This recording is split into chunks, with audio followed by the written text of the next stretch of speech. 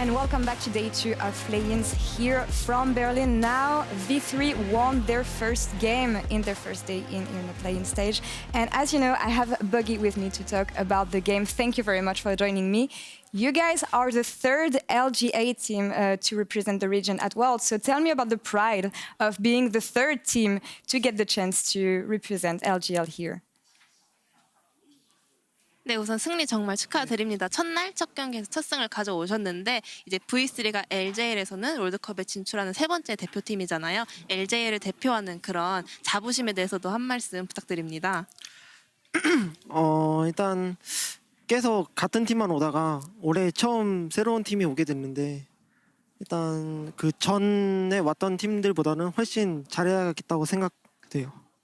Yeah, so we kept seeing the similar faces up until now, so I think that we have to perform even better than them. Yeah, I agree. And I mean, similar faces, you guys are a brand new team and you, Bugi, are the most experienced player here internationally within V3 Esports. So have you been able to help the players and put them in the best mindset to perform here? 네, 그래서 이제 V3는 정말 뉴페이스에 가까운 팀인데 그럼 부기 선수는 그 중에서 가장 국제전 경력이 많은 선수로서 이제 다른 선수들에게 좀 각오를 다진다든지 적응하는 데 도움을 주신 부분이 있을까요? 일단 전부 좀 긴장을 하고 있는 것 같아가지고 긴장하지 말자고 그냥 우리 하던 대로 하면 이길 수 있다고 그랬던 것 같아요. Yeah, it seemed like everyone was a little bit kind of anxious and nervous, so I told them to let's just chill out and focus on our original plans and playstyle. Yeah, and I mean, when you think about the original playstyle for V3, we know that in the LJL, you tend to play really fast. Do you think that we're going to see a similar playstyle here at Worlds? And what do you think about the competition and the way you will have to adapt against them? 네, 그럼 이제 원래 하던 대로라고 말씀하셨는데 사실 V3가 정말 빠른 속도전을 갖고 가는 걸로 또 잘 알려진 팀이었는데 그런 플레이 스타일이 이제 이번 롤드컵 무대에서도 계속 보여질 것 같은지 또 이제 롤드컵의 긴 여정 동안 어떤 식으로 좀 적응해 나가야 될 것 같은지 한번 대답 부탁드립니다. 일단 오늘 UOL 남은 팀인데 그 UOL 팀이 첫 경기라서 그 전에 데이터가 없어서 좀 분석이 힘들 것 같은데 그래도 최대한 남은 경기 열심히 하도록 하겠습니다.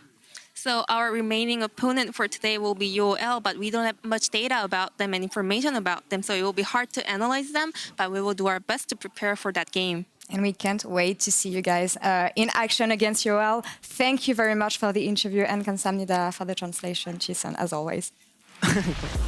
Thank you. Welcome back, everybody, to our third and final game of the evening, but certainly not the last game of the night. There are still many more games to go, but our one here is the debut of UOL, the Unicorns of Love, here at Worlds 2020, up against V3, who are already up 1-0, as we heard from Bugi. Not a whole lot of data they have here against UOL.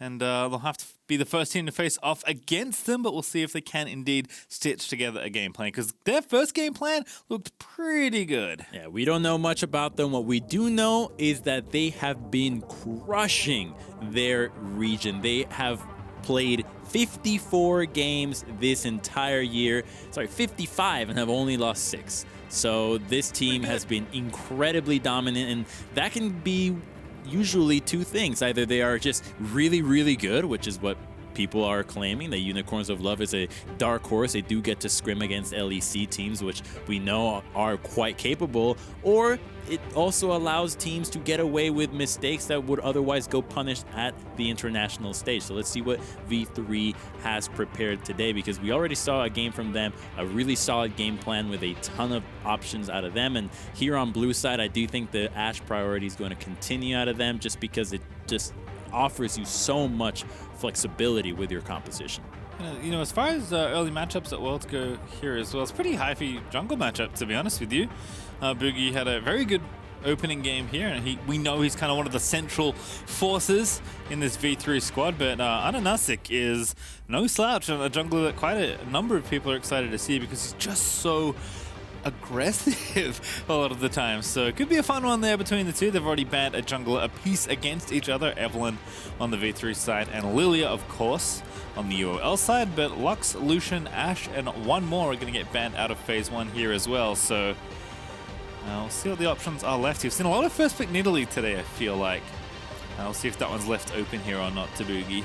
Yeah, the Nidalee first pick is tricky because it does put your composition in a tricky spot because you do want to have that first pick Nidalee, but also pair her with physical damage in the top lane. Will be banned out, so maybe V3 can show us a different look here. Let's see what they prioritize, because it's been quite different according to who their opponents are. We've seen anywhere from first picks Leonas, Pantheons, but hovering quite a few champions. Marksman seems to be the name of the game. It was before Worlds were played, and so locking in the Caitlyn right here is no surprise, but this is not the buff Caitlyn. There are options to beat her, although Ashe was the predominant pick that you at least started with in the laning phase, looking at potentially Senna, maybe even a Kalista. Yeah, always interesting to see what happens when Caitlyn gets left up, but we'll also see what the trade is here, because the V3's first game when they were on red side to start off the day had a really good kickoff rotation there with the Renekton is one of those picks, so it does feel like such a strong safe pick for UOL to take, but they're actually going to take Orianna extremely early here, just wanting to give Nomanz a comfortable champion. Fits into a variety of comps, pretty safe blind pick overall in the mid lane, but maybe just feeling like Ace doesn't have anything here, and that Nomanz is so good on the champion, or a combination of any of these things that they are willing to take it early. But I do like some jungle priority. AHaHaCiK played a ton of Graves this year, and he's going to continue that trend here at Worlds. It's already two champions that make a ton of sense against the Caitlyn. You don't want to get into her range, so being able to kite her with your spells or even from a distance is just going to be a really effective way to approach this. So already Unicorns is showing that they had a plan to beat the Caitlyn. You're getting hyphy for the Ahri. There's a possibility it's going to be the Sion instead, so already things are falling in line with what V3 wants for a Caitlyn composition. Lots of beefy front line, lots of CC, and just create a lot of room in front of Caitlyn so that she can auto-attack freely. I think that's a really good point, Crumbs, because this is so different from the priority that V3 showed us in their first game here. Like, we had Paz popping off on Renekton, and now he's fallen back to more of the playstyle I associated with him when I was watching V3's games of playing the Sion. But a Karthus nice and early, could be for mid lane, but I think more likely for the jungle, certainly. Yeah, it could definitely be Karthus mid, but I agree with you. I think it makes sense into the jungle here, into the Graves. You're just looking to power farm nonstop. You're not really thinking about countering, jungling him. You just want to hit the team fighting phase, and Unicorns of Love already is putting a stop to that, locking in the Camille before it can get banned. Going into the Sion matchup, true damage against massive HP is going to be fantastic, so that you can now move away from the very intense team fighting that V3 already has, and actually just open up the map. Divide and conquer is going to be the approach for Unicorns of Love. Kind of fun to see, two different passes that work after you die as well. Sion and Karthus have a lot to say in any team fight, regardless of whether they're dead or alive. But a really curious draft here for V3, as Leona's going to get banned out on the UOL side, Bard also banned away by V3. So kind of the bot lane getting chipped away here. There's no bot lane pieces right now for UOL, unless Graves is going to do something really different. But kind of setting up here. Maybe. So I think the Leona ban already is telling me that you're looking at maybe taking something like a Pantheon here in the lane. Rakan has risen in priority for a lot of players. You do have the option of having a spellbook and also being really pivotal in those 8-minute Rift Herald rotations where you can just TP into it and surprise your opponent. We've seen a play just like that out of Santos before, but locking in the Nautilus here would just make your composition really solid. You have a ton of crowd control already, and you're able to just press that button on Caitlyn and she'll get deleted. Yeah, Pantheon banned, so not an option there. Twitch banned as well. Senna, I guess, kind of the obvious marksman left open here, but UOL have a lot of different picks they could potentially go for. I imagine, actually, they have all the solo laners now, so they are going to counter pick their marksman instead of their support. I guess wanting to take away one that Raina maybe would have wanted to grab, but Sett support is back up again if Raina wants to play it once more. Yeah, so you do also have a possibility of playing mages in the bottom lane here. I really don't think that that's what they're going for, but you have to consider that V3 does not know what Unicorns of Love is up to. They don't have a lot of information on them, so they have to approach this draft giving them as much room for variance as possible. So it is possible that they can go with that. The Heimer, I think, is just a throwback to Detonation FM. Yeah, I think so too. And the Nico was also a pick that they learned the hard way how deadly it could be against them. They're instead going to get the Galio, which was banned so much against them. Getting away with this pick now makes me pretty excited from what we saw they could do earlier, and now getting a pick that was really targeted against them in the region. Yeah, I kind of like it here. I think just solidifying, some protection and some team fight. You said it already, Crumbs, where this is a comp that feels designed to be played around Caitlyn, and Galio certainly adds to that. Nomanz Kassadin's kind of legendary where he's from, and he's going to take it here. Oh, there it is. It's Orianna bottom. Oh, it is too. Ain't that fancy?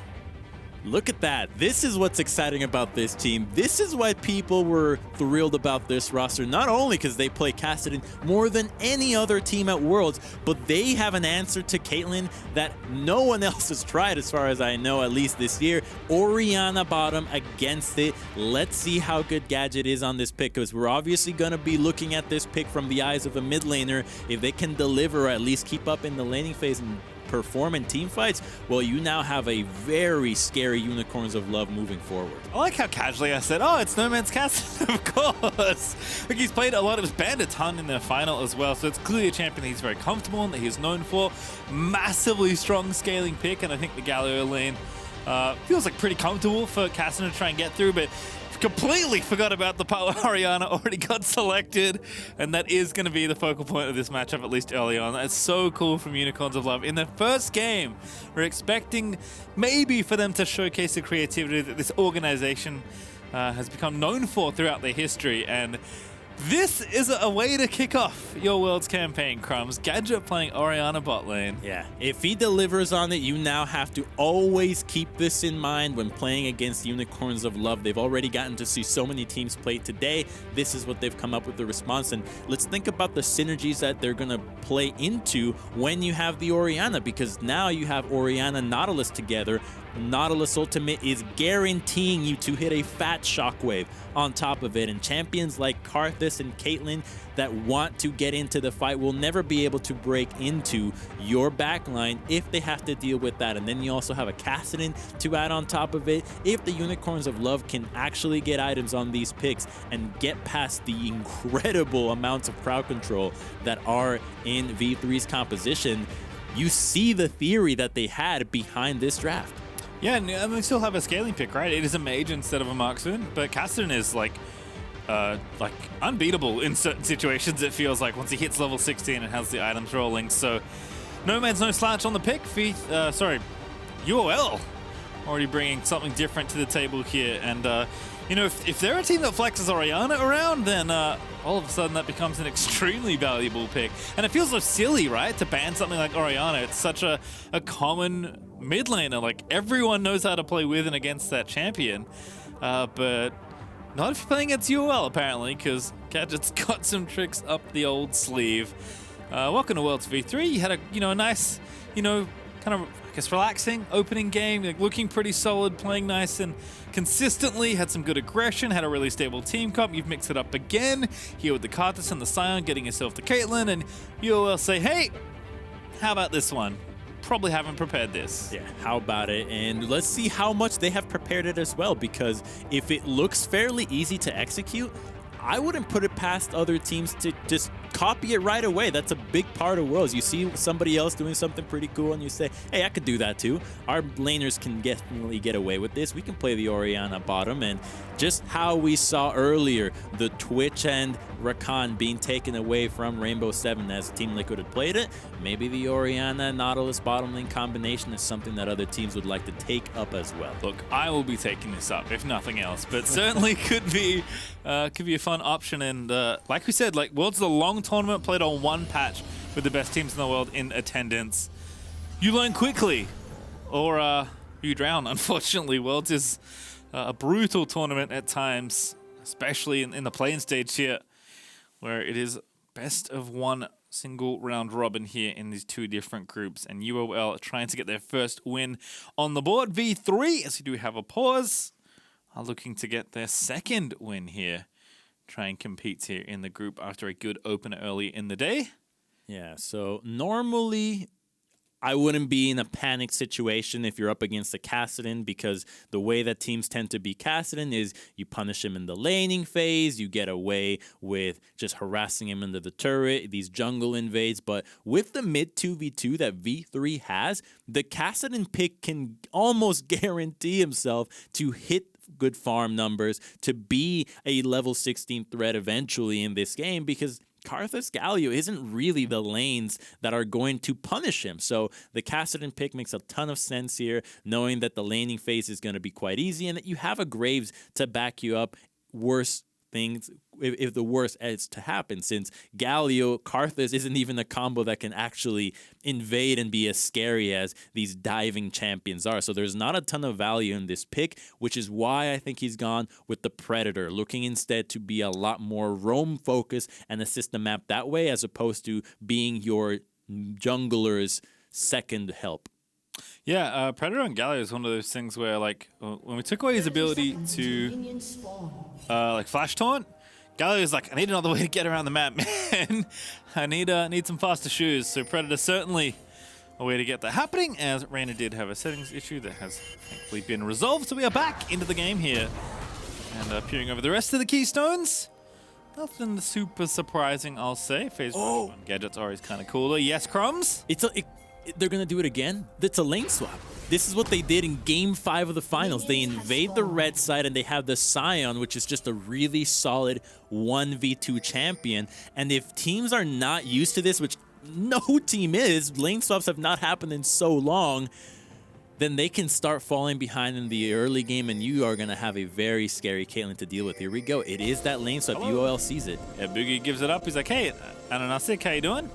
Santa's here as well, though. Nomanz also off to the side. Raina going to face check. Sett, though, pretty durable even at level 1. Gets the face breaker down. And there's the taunt coming in. And Santa's wishes he was somewhere else. Oh, is AHaHaCiK going to go back in? Boss with the stun. That's a first blood for the Camille. TP in for UOL. It's carnage already. Here's Gadget looking to play. The red buff did go over to Bugi, though, I believe. But first blood went to Unicorns of Love. So who's the real winner? It may be Paz, who knocks up Santa's with the Q, but he's going to be out of there.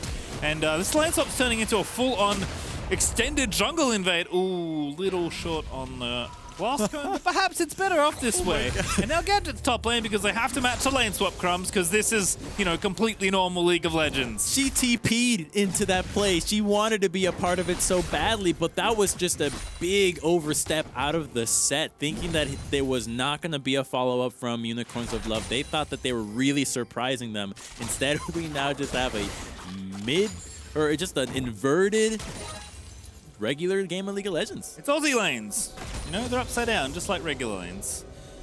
As Archer and Raina here going to get the push going. Thankfully, we will get to see the 2v2 play out with the Orianna in the lane, because that was something that the lane swap could have potentially avoided, which is a kind of a creative solution for V3 here. As AHaHaCiK is going to vertically jungle as well, going to take out this red buff. Bugi also stole one, which is why AHaHaCiK is trying to make sure he secures both buffs. Otherwise, he's going to get himself 3 buffed and have a bad time. Also, Bugi might face check this Graves, but it's level 2 to level 3. And now Bugi's getting over. AHaHaCiK happy to fight here. Graves just so aggressive, but Bugi does get the smite down. I believe he got the big raptor. He's running low on mana, though, but AHaHaCiK's trying to get that last few shots in, and will force the flash. Okay, so at least Karthus got a Dark Harvest proc there, but that's going to give the Graves more control over this bottom side of the map. Unfortunately, there's not a champion that you can dive down here. The Sion is going to have the wave pushing against him, so he'll just be happy to lose out on some CS and stay in experience range, but the opportunity to dive him, as long as he doesn't overextend, won't present itself. But it also means that the top side is split, that the Karthus gets the path to the top side, so the same way that Sion has to play safe side, now you've got Orianna and Nautilus playing this way, but because of the teleports being burned earlier, the Caitlyn has an advantage. Let's see if they can actually pull this or not. He does have Flash. Flash Paz had to use it as well. Boss with the hook shot. Paz just respects the situation and gets himself out of there. Bugi is top lane, actually going for this. Raina with the Hex Flash in. But the hooked in onto Santos, that's just going to be a kill. Yeah, Santos is going to take out the Karthus. And Gadget, will he live to tell the tale? Archer going in, he gets the kill. Flashes out of there, and now Santos, no flash, but he does have Ignite. But Raina going to play Gatekeeper here as Archer gets away with it. Okay, this one's getting messy there. It hurts the Orianna more than anybody else, but it's still a positive thread for Unicorns of Love. You see now that the bottom lane is freezing a wave, so the Sion is in even more trouble. Let's see if Graves gets a path towards the bot side again. The ward here is going to allow him to push up and overextend here, knowing that he's not actually going to get ganked. So focusing the bot side from Unicorns, and Caitlyn focus from V3. Everything as expected. Paz, though, is going to move up to try and break this freeze that Boss had begun, and I think he's been successful so far. I'll check in just a moment when the next minion wave comes riding in. Top lane, Santos is trying to get out of there, but not just yet. However, Archer is out of there. And, ooh, that's a PF sword quite quickly. Already ticking down stack off the Cull as well. So feeling pretty good. In fact, just going to TP down. Decided that I do want to be a bot laner again. Wow, they are just being relentless in pressuring. It's like every single play that has happened this game is V3 doing something and Unicorns of Love trying to respond. They are just playing their own game and seeing if they can get Unicorns to respond, because what ends up happening if you just continue to match what V3 does is you're suddenly playing reactive League of Legends. You're not actually enforcing your own win conditions here. You're letting V3 do whatever they want, and they're clearly doing anything they want because they're just avoiding the bot lane all the time. Kind of love what happened there. Paz had pushed the wave in after, I think, potentially getting frozen. They're going top. Had the Demolish procking in, and Archer zoomed in for the turbo plate donation. Like, picks up 2 plates after the Demolish proc from Paz, and now we're straight back to the top plate. Don't worry about it. Oh my god, they are just outpaced. It's really, okay, this is just going to obliterate the Camille. It doesn't actually do that much for the bottom lane, but now the Camille has to just bounce around non-stop, and she doesn't get to have a ton of farm, which was one of the win cons that we wanted to see out of Unicorns of Love, the split pusher against the tank. If Camille doesn't have the item, she's not able to split push or team fight nearly as effectively as a Sion can. So it's just getting both with as little gold as possible and guaranteeing that you're going to have a higher impact that way. Santos is going to match, and AHaHaCiK is going to get the dragon, but if cast your mind back, Crumbs, you know, when lane swaps were very common, one of the things it often does is kind of just leaves the junglers alone to do jungling. And for Bugi, that's great, right? He wants to power farm here on the Karthus. And AHaHaCiK also not too unhappy with the situation, but Bugi's starting to maybe move up towards the top half of the map. They do have the red buff back up ready that they can try and steal.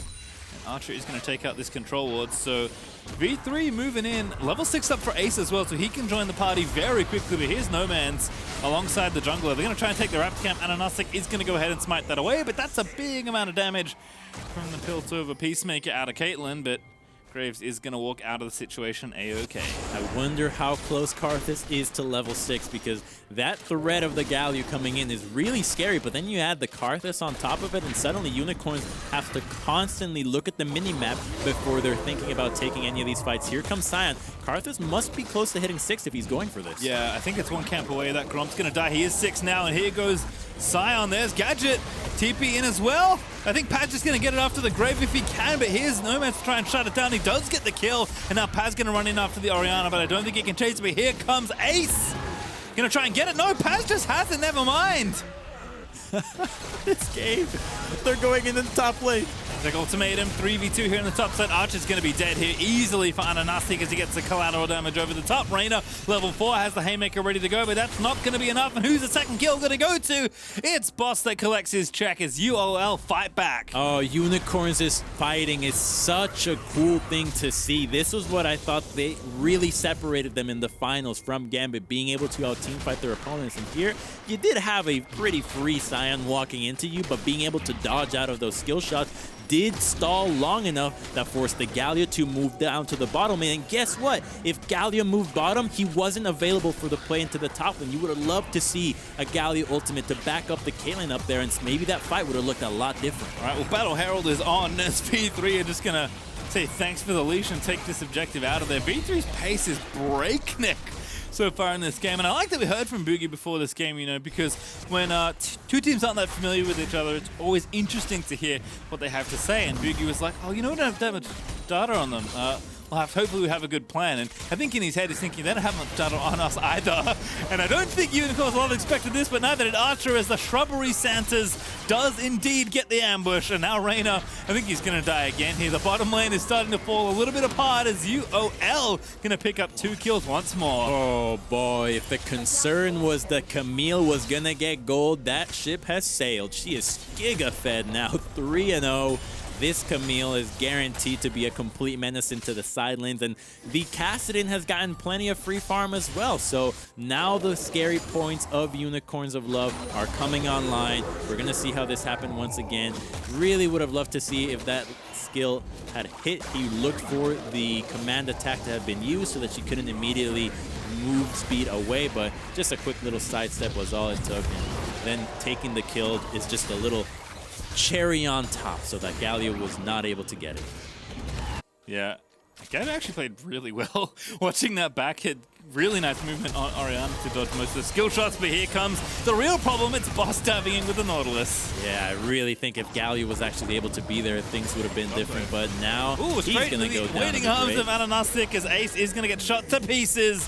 May get the second kill there for the Graves as UOL starting to find the tempo they like here, I think. V3 have set a pretty quick game pace, and UOL are happy to play along. You said their pace was breakneck pace here. I think they just broke their own neck on this one, though, because they have been going so fast. Unicorns have been calm and collected, waiting for the opportunity that they knew could outpace them, that they had the right combinations of damage and CC. And now with an 8-2 kill score, the side lanes become so scary. And you also have an Orianna that can eventually be placed in the mid lane and just happily wave clear. So they are already hitting their stride in their multiple win conditions, whereas V3s of team fighting around these objectives, still not there. And we were excited, for Gadget and Santa's, this duo lane with Orianna and Nautilus, but we were wrong, Crumbs. The real duo lane is Camille Nautilus, as Boss has been with Santa's by his side for most of this game now, it feels like. As you mentioned, Orianna's currently just a side laner. Right now, 1v1ing the top laner, but was against Ace, kind of like a mid laner for the last few minutes as well. Rift Herald, though, is going to get popped. This is one of the things V3 got, playing so quickly back and forth both sides of the map, and that is going to be first tower as well, so that's a lot of gold back over.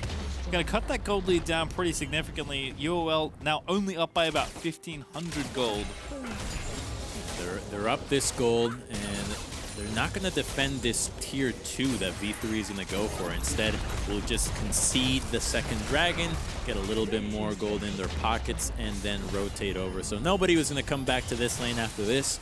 But the scary thing is that it's going to get to the point where no one on the side of V3 can side lane whatsoever against anyone on Unicorns of Love. They're going to dominate that department. And if V3 is conceding these dragon fights, Unicorns of Love having this early dragon stack can just forego the next few dragons and continue to gain advantages in the side lanes while V3 has to group, and they're not going to get the fight that they want. So I think that this is a really good position for Unicorns of Love at the moment, despite losing that little bit of gold to the Caitlyn.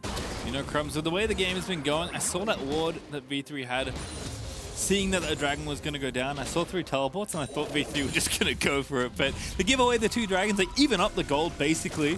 UOL now only up about 500 gold after that Rift Herald play, taking down the 2 towers. And Caitlyn's not done sieging. Archer has Infinity Edge already, by the way. It's 13 minutes in, and boots too, so Caitlyn pretty accelerated off from all this movement that V3 have been offering in this game. I think you're right, though. They do have to maybe stop the dragons being given away at least quite so easily. But if Camille's the win condition on the Unicorns of Love side, it's certainly the Caitlyn right now for V3. Okay, thinking about a dive here, but they see that everybody on Unicorns of Love is collapsing, and they could just try to turn this fight. That's a TP. No Nautilus nearby, though. It is Gadget TPing in on the Orianna. He's the UOL bot lane player. Don't worry, you are watching the right team. Plus, in the meantime, going to go ahead and take down the Scuttle Crab.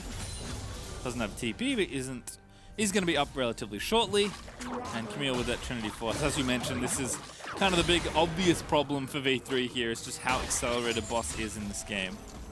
accelerated, and so far yet from his 3-item spike that becomes the scariest of them all. That's the Hydra with the Death Dance. She is just an absolute menace at that stage, and knowing that she has just a free one-way ticket to that item destination is what's really scary now for V3. They have 3 minutes until the dragon fight that they really want to happen, but I'm scared for them.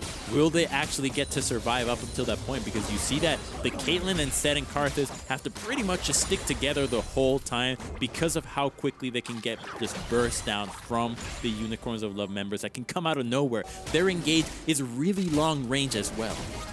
Well, Bugi has been farming up Storm as 8 turret plates to 5 in this game, so a lot of tower gold going over to either side here, as Archer is going to go back to do a bit of shopping as well. So we're 2.5 minutes up until this next dragon. I think Karthus is going to hit level 11 before that point. And Archer already pretty strong, as we mentioned, and Gadget still kind of charging up. Kassadin not really at the point, level-wise or item-wise, where he wants to necessarily get involved in a full-on 5v5.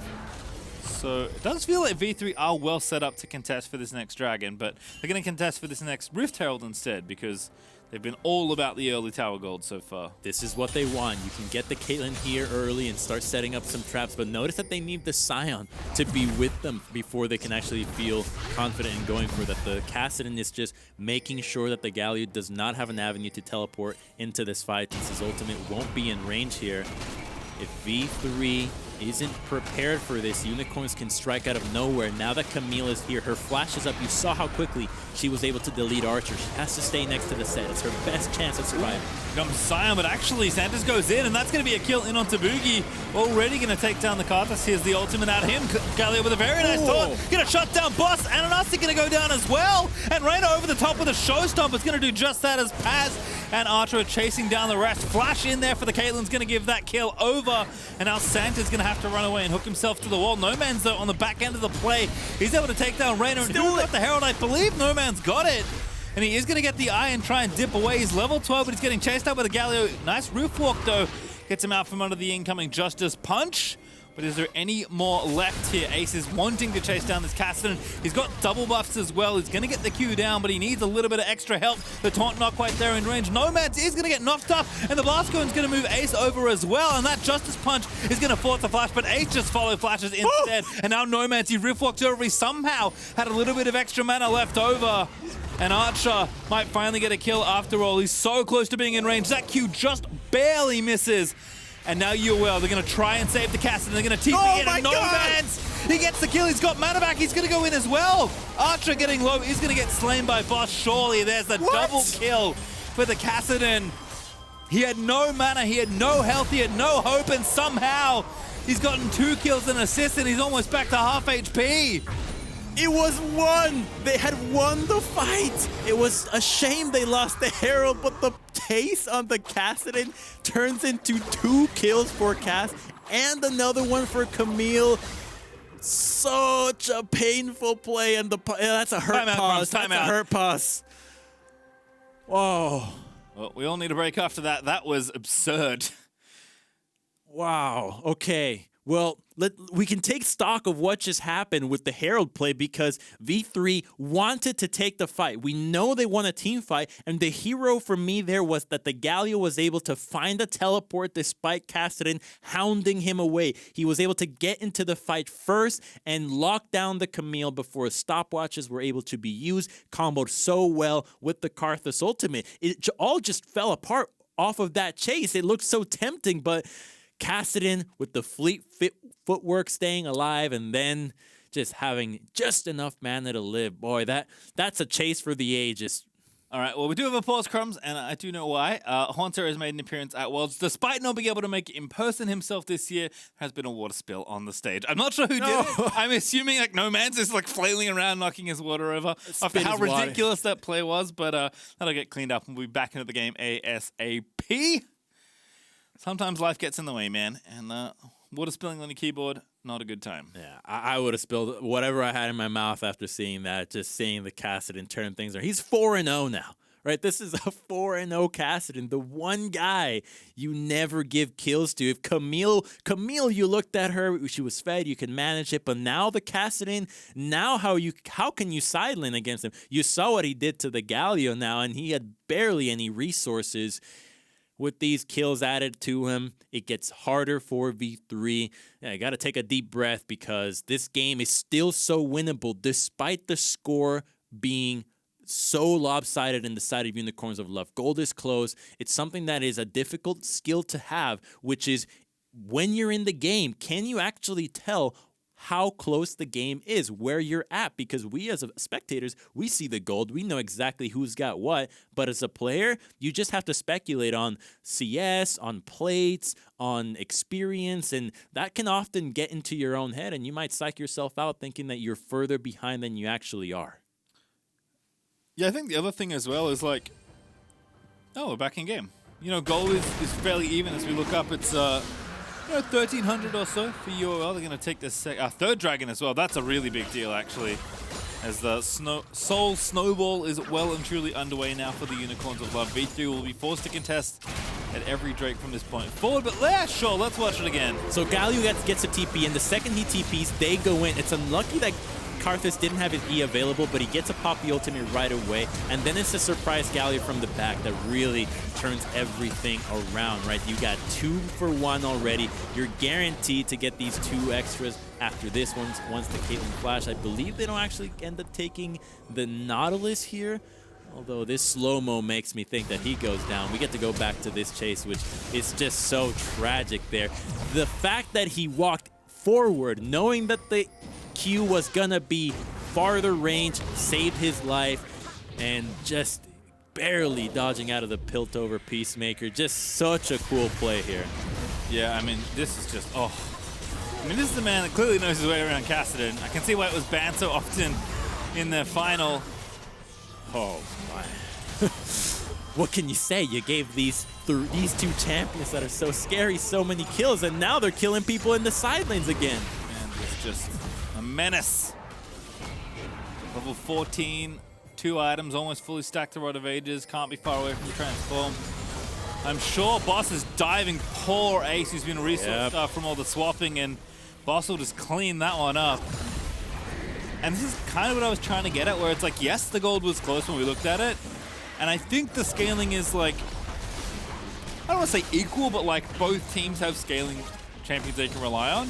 I think the problem is that all the gold has gone to the scaling for UOL, where it's a little bit more evenly distributed on the other side, and the threats, the big threats for UOL are just online so much faster than you might expect. I mean, this Camille and Kassadin, like these are champions that are so challenging to deal with, you know, when they get going, but they're going so much earlier than you expect. I think when they won the Herald play before the chase happened, V3 was clearly still in this game. They had shown that they could beat Unicorns of Love at some regard in the game, that if Unicorns was willing to fight them, they would win. But now that the objectives are on cooldown and there's nothing to do but lane, that's when you saw, okay, it's now really looking doomed there for V3, with the Camille being able to solo kill your champions, with the Kassadin solo killing Sion. It's just so tough from now on. And it's not getting any better. That gold graph it gets worse. Almost made me spit up my water. Nomanz has 9,000 gold. He's like 25% of UOL's total gold gained this game. He's so strong. Just being able to find kills on Kassadin, this is what he does on this pick. It's so surprising because usually teams and players say, oh, Kassadin's all about being able to hit level 16, but if you can actually play a game where the Kassadin comes online long before that, where you're finding him kills, where you're able to use your incredible mobility to influence fights, then you have even more reason to pick Kassadin than just as what it often is a scaling threat. Yeah, just, I think, well positioned here. Nomanz clearly a great pilot for the champion. And V3, for all the fun they were having in the early game, they're now down 5,000 gold, staring down a very accelerated Infernal Soul that they don't want to fight over, but they're going to have to fight over in 1 minute and 20 seconds. And Nomanz is going to go back and spend some more gold eventually, as his recall does get rudely interrupted by Ace, and AHaHaCiK already taking down the Scuttle Crab. He's going to go back. We're going to get some wards. We're going to do some shopping, and Unicorns of Love are going to look to tie up this game as they look to take down this Soul. So V3 must respond to this threat. It is possible for them to win out on a team fight right now, but it's just so hard for you to even get to that position. How do you go about setting up the fight when you're being pressured from the side lanes constantly? You see that Camille is not leaving the lane. She's staying here. Same thing with Kassadin, who's already back on the map. And so you have to group up. And if you do, you're now conceding pressure in the sides, which allow the Kassadin to just have free access to. Look at what he does. Yeah, he just doesn't care. I refuse to believe. Wait a minute. Oh, that's actually quite a lot from Archer. Boss also going to get spotted, but Raina already dead. Gadget going to actually nab the last hit. And Nomanz actually going to go back to base. He can just TP in if he needs to. Great shockwave there from Gadget. Looks so good on this Orianna. And now the enemy jungler is going to be forced to flash away. UOL are going to chase in. AHaHaCiK is going to grab that kill. Boss is going to dive into the backline onto Ace. Here comes the Requiem. But I don't think it's enough. Nomanz dominating after the TP back in. Takes down Archer. That's another kill dead as Ace falls, and Paz, he's going to be the last one left alive as UOL are going to kill the zombie Sion and grab themselves the ace. This is fantastic pastry. Seeing UOL show up at Worlds here and actually play a composition that not a lot of other teams can pull off. Being able to 1-3-1 and then have an Orianna into the bottom lane deal with what V3 threw at you, which was just unorthodox from start to finish, and just stay true to their win conditions and execute in the team fight is really impressive. I think the UOL hype is definitely living up to it. Yeah, this is quite the game. Again, we're under such, like, different circumstances, right? Like, not every team's going to lane swap on you and play as fast as V3 did. And for a while, Archer was actually reaping a ton of the benefits of all of the quick moves that V3 were making, but UOL have just responded better and then some. They're 10k ahead, and it's plays like this that make you realize why. Which is exactly how the game started, too. It was Raina face-checking into Santa's and dying for first blood, which ends up conceding the dragon to Unicorns of Love. They get the Infernal Soul off of that, and then the chase becomes all too easy because the Sett is so important for keeping away the Camille and the Kassadin from diving in. And at this point, they're so fed, they can do whatever they want. Yep, Nomanz just flashing into the backline. Karthus ulti still ticking away. Easy cleanup there on the other end. And shout out to Gadget, by the way. It's unfortunate that like this is the game he got to play it because so many other things have happened that we haven't actually had a whole lot of time to talk about his Orianna. But that shockwave that managed to snipe the Karthus, that is not a first time Orianna play a shockwave. And that's what you want to see, too, from your Orianna bottom. Can you actually do things in a team fight? Because, yeah, we know you can farm, but can you play Orianna like a regular mid? Oh my goodness. Can you play League of Legends is the question I asked Bugi. No, you cannot. If you're up against the level 16 Kassadin with 3 items, finish it under 25 minutes with Infernal Soul, no. The answer is no, Crumbs. You don't get to play. Ace, you don't get to play either. Oh my god, goodbye health bar. Chase him. He can chase him. He is. I mean, of course he can. He's just dead. Oh, I wish you refocused the channel was happening. Oh, a Q almost killed him. That was cool. Mana. He's out of mana. Oh no. Don't let him auto you. I think he's gone too far. I think he did. Yeah, he went too far. All right, good work, Archer. Cleaning it up. That's a big bounty. All right, still fighting. Good shockwave. Finds 2. UOL still in there as Nomanz has been quite the distraction. Here's a big taunt coming in. Finds 3, I think, on the taunt. But Santa's going to clean it up. And I think UOL just too far ahead, Crumbs. The gold lead is ridiculous. Nomanz is giving away his life, but for a good cause here. As the Nexus is going to be Unicorns of Loves in short order. AHaHaCiK getting low, but not get dead just yet. Karthus says, I don't think so. Ace in the hole as well, just in case. Raina trying to keep fighting. As Paz also tying up the rest of them left in the base. Gadget is going to get a kill, but there's Bugi with a shutdown onto Gadget. Paz low, but Archer still fighting as Boss wants to get the Caitlyn, but he can't quite find the range. And now Boss is going to get the Ace in the hole blocked by Santas, as he's going to look to go back in, but he shuts down Paz instead. Not wanting to get punched anymore by the undead Sion. And that was a completely normal passenger play I just had to play by play. Archer just used Caitlyn ultimate 3 times in that fight. Only able to find his mark at the right. At the tail. Another kill. Okay. Feisty, taking down Bugi with the anchor. That was a cinematic moment as Boss is somehow still alive. All right. We gotta stop it. We could have ended this game. He tried to end this game, Crumbs. He deserves credit. He does. That was his first death. Still has a 400 gold bounty on top of him if he wasn't fed enough already. Unicorns of Love. It's just happening need to again. Up and in. He only got... I thought he was dead, but he's not. The nightmare's not over. Paz is the target. That feels bad. Oh my goodness, Sion, no! I'm so sorry, Nomanz! Don't do it like this. He's going to get taunted 1v4. He said that's enough. Doesn't have to flash. Oh, actually, he's going back in. That's so gross, Nomanz. Oh, solo queue plays everywhere. That's peak League of Legends. Can you make pro games look like your solo queue games? If you can do that, you're pretty. I'm sorry. Very few people have run into Kassadins like this. Nomanz is putting on a clinic with this champion right now. And now Gadget's here to shield him up. That's not very fair. He was 1v4ing before. Gadget here going to make it a 2v4 instead. Nomanz is running low on mana, which means that he can't do nearly as much silly stuff as he was doing before, but not going to stop him. I want to see him put the shield on Kassadin and go for a shockwave like that. That's a really cool combo that only Orianna and Kassadin can ever do, and you rarely see them together. And I know we haven't been outside of V3 space in a while, but if you're wondering, they have lost all their inhibitors and only have one Nexus turret. UOL are trying to put an end to this game, but Nomanz is trying to do it in style. What a shockwave combo as they send in Santas for the absolutely stylish finish that only the Unicorns could find. And that's going to be an ace, a death again for Nomanz, but it is worth the glory as UOL are going to get yet another team wipe, and they'll claim their first Nexus in style as they take down V3.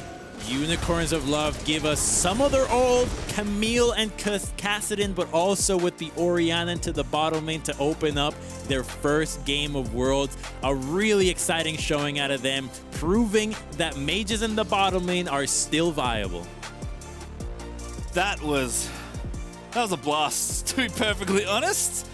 And Unicorns of Love have entered Worlds 2020 in only a way they can, in bright colors and as loudly as absolutely possible that game. They've got tracksuits. What else do you want? This team's got it all. They've got the name, they've got the plays, and the colors. Nomanz Kassadin. How about that?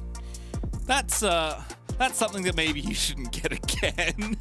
I mean, but it's such a... Oh, man, there's so much to unpack. Like, it is a real shame that that was Gadget's Orianna game. He also played really well, but we never got to understand, like, is it good into Caitlyn in the 2v2? Right. Like, what kind of pressures are good? What kind of lane states do you get into? Like, we didn't have any of that. V3 lane swapped and played a super fun early game that was also a lot of fun to watch, but... yeah, Unicorn just took over that game. My goodness. Yeah, they played quite well, and I just really like that they knew what their win conditions were. The one lapse in judgment, I think, was that Herald fight, which is something that a lot of teams at Worlds fall into, which is just going for those Rift Herald fights instead of playing to get those plates in the bottom lane or get more farm. But other than that, this was just really cool to see them react to V3 quite well, and then add their own flavor, which was the Camille and Nautilus finding picks together to make sure that they got the gold where they needed it. Well, as a reminder, we've seen a lot of fun stuff at Worlds already, but there is even more content for you to consume. Be sure to check out the Takeover on the League of Legends official playlist on Spotify. You can stream the World's Anthem and watch the full behind-the-scenes video on the making of the Takeover music video. This is available only on Spotify, so get all your sweet behind-the-scenes action and the banging tunes over there. That was one of my favorites. I feel like I say that every Worlds, though, but this one, with the animations kind of matching what technology is able to deliver every day, I think it just gets cooler. Yeah, next edit, I just hope Nomanz Kassadin somehow makes it in, because that was a cinematic moment after one after the other. We're stepping away, and we need to, because we need a breather, but when we return, the State Farm Analyst Desk is going to take a closer look at UOL's win. LGD, you can't not talk about them. The 4th seed from the LPL split. They beat IG to get here. They had a 6-1 record against them. Rainbow 7 for Latin America. A familiar name with 5 brand new players.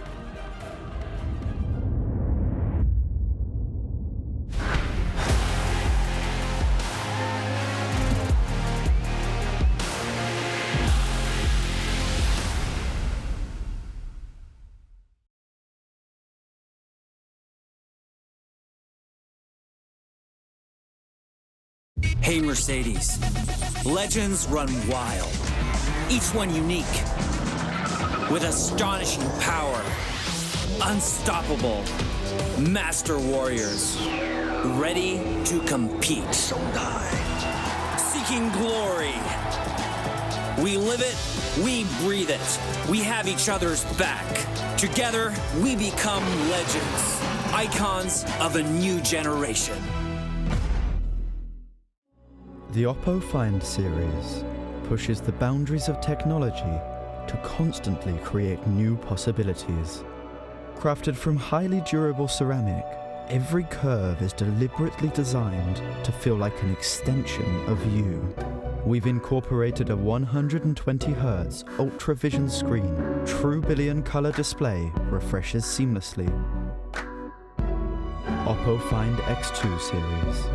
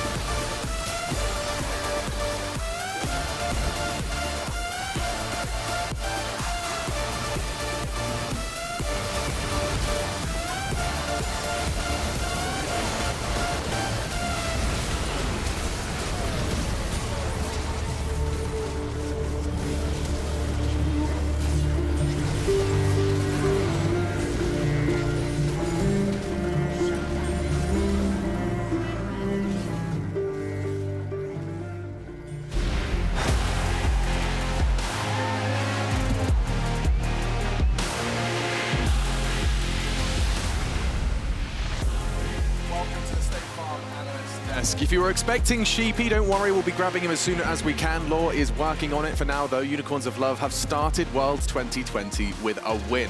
So let's break down how they did it. Of course, Yamato looking fabulous, amazing looking. Oh, God, you've already got an adjective in your name. I'm really not going to try again and add another one. But Maurice is here, and he's nice. We like him. Let's break it down, fellas, because you had some questions about UOL. You got me hyped up. You got my adrenaline and blood pumping. Seems they followed through. Seems we have got the scary CIS G2. I feel like it kind of continued with the same trend of playing almost disrespectful. We had plenty of moments that looked crazy. We had plenty of moments where it kind of threw, and then it just came back through the shuffles of magic. Yeah, and with the draft behind us, I think that's a fantastic place to start. Because amazing, you were alluding to it in Yamato too as we watched it, that this game was in a way determined before a single minute was played. Yeah, so draft-wise, I actually have criticism for the left side draft for V3 Esports draft because I didn't like the Sett flex to the bottom lane. Right. I think they should have actually put it in the mid lane instead of the Galio to at least like mismatch the mid and jungle damage sources. That would have at least given them more opportunities to actually utilize the early game into the Kassadin. On the right side though, like that Orianna flex at the end to the bot lane in order to open up that Kassadin pick, which is masterful because what it does for the game is basically you have like a scaling scores where you then know, hey, I'm going to win at level 16, I'm going to win at a certain point. And for the Orianna into the Caitlyn, it also allows you to basically clear the entire game, like have the wave clear coming in mid lane, or if you put on the side lane, have it be on the side lane. There's so much going for you. Yeah, no, absolutely. I'll let you add your point before you forget it. I think also just this. It was so surprising when Kassadin gets locked in. It feels like such a gamble because Sett, like Galio can also go support in this case, and then all of a sudden you're playing Kassadin into a physical damage champion. This is the big counter, right. And like the no-brain go-to choice should have been just Caitlyn Morgana, and it would have been so much easier. And this was just the big shocker for me in terms of the draft. Just too many double AP drafts. Karthus is just getting completely destroyed in those. Yeah, it didn't look like a lot of fun, but it does sound like we found Sheepy, so we can continue with that and break it down further in a second. For more on that game, let's head over with Law with Sheepy. Thank you very much. Yes, finally the interview is ready, and I have Sheepy with me to talk about UOL's first victory here in Play-In 2020. Thank you very much for joining me. Yeah, no problem. Nice to be back in the LEC for a short time at least. Yeah, and nice to see you guys again at Worlds. Before we talk about UOL, the analyst desk was talking about your draft and what you organize here, and I want to have your take on the Orianna in answer to Caitlyn, because that's something we haven't been used to seeing worldwide. So talk me through this pick, why it made sense, and why, again, you decided to leave Gadget alone facing Paz afterwards when they swapped. I mean, there are multiple reasons. The first one is, first off, I wonder what the LEC, what the analyst has said. Maybe you can tell me afterwards. But the idea was that they picked Karthus and Galio mid lane. So we just flex pick the Orianna towards bot side, and Kassadin can just farm for free. Like, there's nothing that they can do, and they need to make a side lane play. But they have Sion, and we know that they're gonna swap. So they need to play very aggressively, like speed up the game. So we know that they're gonna invade. So we wait for them to invade. We get first blood on Camille. Mostly we just play the game over them trying to, you know, get towers, speed up the game, get first blood and rift out. But meanwhile, Karthus and Caitlyn are just like farming or sharing XP. So we get objectives like dragons. Later on we got the Infernal Soul. And yeah, I mean, I think the plan was really straightforward. They gave us time to scale. The team comp was really normal, just team fighting. And so we just assassinate their backline and win the game.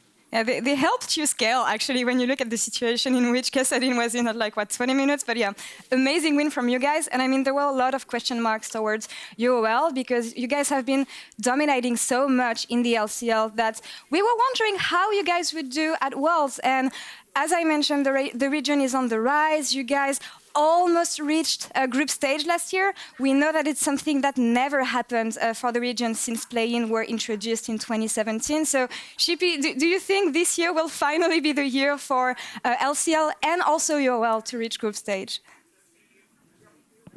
Of course, yes. I think 100%. My players are really excited. I think obviously V3 was maybe not the strongest opponent, so against PSG we really have to show how strong we are. Yeah. But we are really happy right now about the start, and yeah, all eyes are set on the group stage, and if we go down fighting, and I think this is the year where we can go really far. Okay, can't wait to see more from you guys. And you said it, PSG Talon later today will be the biggest challenge for you guys. But Sheepy, for now, thank you very much for the interview. Good luck on the next game later today, and back to you, Alex, on the ID. Thank you so much, Law, and of course to Sheepy. But yes, PSG is on the docket tonight for UOL. That's one to look forward to. But let's rewind a little bit to that V3 result. Sheepy saying it went to plan, and I'm sure not all of the plays were to plan, but let's have a look at that level 1 invade first. So I like this level 1 invade a lot because if you think of an Orianna pushing a turret and hitting a tower, you don't really think of much, but the reaction was so good for Unicorns of Love. V3 thought they're going to invade S5 here, make the swap happen, and have a man advantage. But very, very simply, they already committed the support onto this side. Nautilus is in position. And then Orianna was like, I'm just going to TP level 1. Doesn't matter if I'm going to have a long cooldown. The kills are going to be the ones that change up the game anyway. Boom. That's the beautiful one. Yeah, and there's the TP to lock it in. So Boss was going big throughout. We saw that Camille continually patrolling and picking up plenty of kills. But amazing, it wasn't just the invade as well. I've heard about Kassadin, I've heard about his level 16. I didn't realize he could be ridiculous level 13 as well. Yeah, it was quite surprising, especially that team fight, which we're hopefully going to see really, really soon. At the point when they basically initiate the Herald fight, we actually thought that they already lost the fight, and suddenly he came back. So what happened is that like the overchase and everything like that, which we sadly can't see right now. But yeah, let's bring that up if we can. If we have Nomanz and that Rift Herald fight, because I mean, even the caster's saying it looked like the Herald fight had gone wrong. It was turned around by some ridiculous individual prowess. Yeah, exactly. After he escaped, and especially like then Boss TPing in 2, he set up another play, and that actually just enabled them to come back. They were actually not in the greatest of spots because they're down 2-0 in terms of turrets, if I remember correctly. And they were actually in a position where they could have actually lost the game here because this team fight awfully wrong. Galio TPing behind, Karthus ult coming in. So there's so many things at hand. Meanwhile, and this is the cocky part that we talked about to a certain extent, you will see the Kassadin at the bottom side of the map. With soloing the Herald, last hitting it, taking it, and then chasing away from the entire team, which is ridiculous, and that's like kind of the aggression and the creativity that UOL is known for. I love the flash exchange, all of this, and missing the skill ridiculous. shot, and then turns it around on Galio. Ace must have been a little red-faced after that one, for sure. It went from game boom to game 1 very, very quickly. Those are the type of moves that net you, the player of the game, presented by Oppo. Yeah, exactly. Thank you very much, Yamato.